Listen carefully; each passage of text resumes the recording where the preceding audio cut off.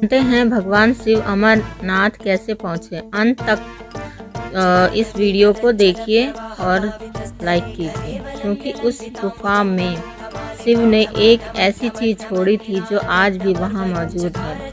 बहुत समय पहले कैलाश पर्वत पर माता पार्वती ने भगवान शिव से एक अत्यंत गंभीर प्रश्न पूछा। उन्होंने कहा, सब लोग मृत्यु से डरते हैं, मुझे अमर होने का रहस्य बताएं, मुझे अमर कथा सुनाइए। भगवान शिव मौन रह गए।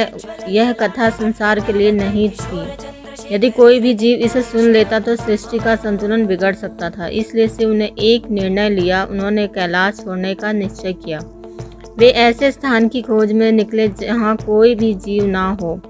केवल वहीं वे अमरता का रहस्य प्रकट करेंगे। यही यात्रा भगवान शिव को अमरनाथ ले गई।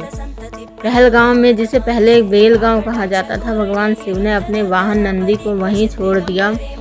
चंदनवाड़ी में उन्होंने अपने जटाओं से चंद्रमा को उतारकर चट्टानों पर रख दिया और उसकी शीतल रोशनी वहीं छोड़ दी।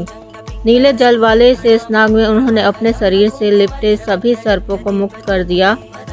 महागुसन पर्वत पर गणेश जी थक गए। शिव ने उन्हें वहीं रुककर मां की रक्षा करने को कहा। अंत में पंचतरणी पहुँचे, 5 पवित्र धाराओं की भूमि। वहां शिव ने पंच तत्वों को भी त्याग दिया, मानो वे दृश्य संसार से परे जा रहे हों। तभी वे अमरनाथ गुफा पहुँचे। वहां केवल बर्फ, पत्थर और गहरा सन्नाटा था, परंतु फिर भी कोई छिपा हुआ जीव, पक्षी, कीट या पशु अमर कथा सुन सकता था। इसलिए शिव जी ने आंखें बंद की और अपने तीसरे नेत्र से कालाग्नि प्रकट की। धुएं रहित अग्नि जिसमें गुफा के आसपास का समस्त जीवन एक क्षण में समाप्त कर दिया।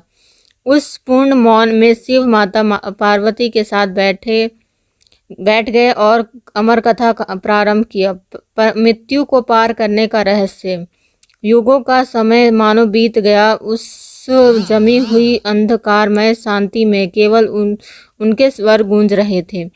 पर शिव एक बात भूल गए थे। एक त्यागी हुई मृग चर्म के नीचे 2 छोटे अंडे अग्नि से बच गए थे। जैसे ही कथा चली, वे अंडे फूट गए और नवजात आत्माओं ने अमर कथा सुन ली। कथा समाप्त होने पर शिव जी ने देखा 2 छोटे कबूतर पूर्ण स्थिरता में बैठे थे। शिव ने उन्हें आशीर्वाद दिया, जब तक इस गुफा की पूजा होती रहेगी तुम जीवित रहोगे। जब शिव ने कथा पूर्ण की, गुफा में ऐसा मौन छा गया कि स्वयं उनका रूप ही बदलने लगा। अमर कथा की ऊष्मा कालाग्नि की